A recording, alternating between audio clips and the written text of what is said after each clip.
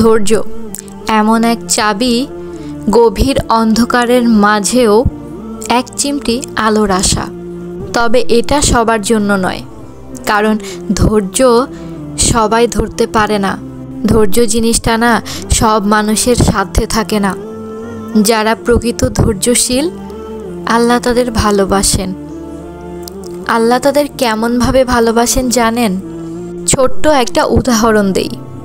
আপনি যেই জিনিসটা খুব পছন্দ করেন, ধরেন একটা খাবার জিনিসে আপনি অনেক পছন্দ করেন, সেটা যতবার আপনার সামনে থাকবে আপনি কখনোই ক্লান্ত হবেন না সেটা খাওয়ার জন্য।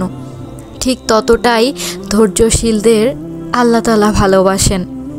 এটা তো জাস্ট খালি একটা এক্সাম্পল দিলাম আমি। আল্লাহ তো এর থেকেও বেশি মহান। তিনি কতটুকু ভালোবাসেন সেটা মানুষের ধারণার বাহিরে। আর গভীর অন্ধকারের মাঝে এক চিমটি আলোর রেখা কেন সবার জন্য নয় জানেন? যারা প্রকৃত ধৈর্যশীল তারা ভেঙে দুমড়ে মুচড়ে যায়, এতটা কষ্টে ভেঙে যায় যেটা আপনাদের কল্পনার বাহিরে। তখন তারা সাথে সাথে আল্লাহকে স্মরণ করে, আর স্মরণ করার সাথে সাথেই মনের ভিতরে তাদের এক জোর কাজ করে। তারা চিন্তা করে, আমার এই খারাপ সময় আর বেশি দিন থাকবে না। আমি কষ্টে আছি, তার মানে বেশাক আমার আল্লাহ আমাকে দেখছেন, আমার কষ্ট তিনিই দূর করে দিবেন।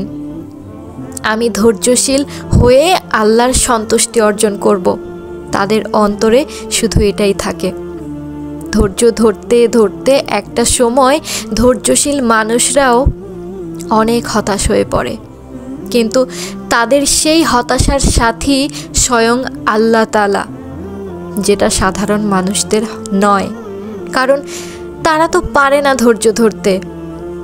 তারা ধৈর্য ধরলেও একটা সময় শয়তানের ওয়াসওয়াসায় শয়তানের গোলাম হয়ে যায়, কিন্তু প্রকৃত ধৈর্যশীলরা তো সেটা করে না। আমরা সবাই গুনাহগার বান্দি। ধৈর্যশীল ব্যক্তিরাও গুনাহগার, তবে তারা হাজার গুনাহ করার পরেও বারবার তাদের মালিকের কাছে ফিরে যায়, মালিকের কাছে কান্নাকাটি করে। জরুরি নয় যে আপনি গুনাহ করে শুধু নামাজের কাতারেই মালিকের কাছে মাপ চাইবেন। আপনি যে কোনো সময় যেই অবস্থাতেই থাকেন না কেন মালিকের কাছে মাপ চাইতে পারবেন, মালিকের কাছে হাত জোর করে ক্ষমা চাইতে পারবেন। তার কাছে আপনার যতটুকু চাহিদা সম্পন্ন জিনিস প্রয়োজন আপনি ততটুকু চাইতে পারবেন। তার কাছে কোনো রকম কোনো ধরা বাঁধার প্রয়োজন নেই, কারণ মালিক চাইলেই খুশি হন। মালিক চান যে আপনি তার কাছে চাইতে থাকেন, তার কাছে চাওয়া যেন ছেড়ে না দেন, কারণ মালিক দিতে পছন্দ করেন। আর যখন কোনো বান্দা মালিকের কাছে কোনো কিছু চায়, মালিক সেই বান্দাকে ফিরিয়ে দিতে লজ্জা বোধ করেন।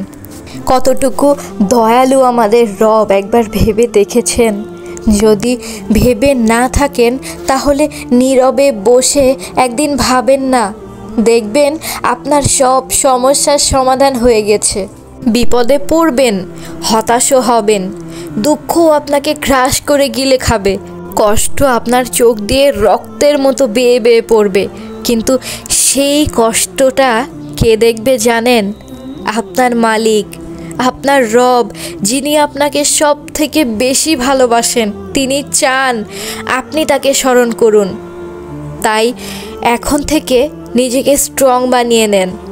হাজার দুঃখ কষ্ট হলেও রবের কাছে যেতে ভুলে যেন না, কারণ দেখবেন আপনি যত বিপদে পড়বেন আপনার সফলতা তত তাড়াতাড়ি আপনার কাছে আপনার মালিক পৌঁছে দেবে ইনশাআল্লাহ।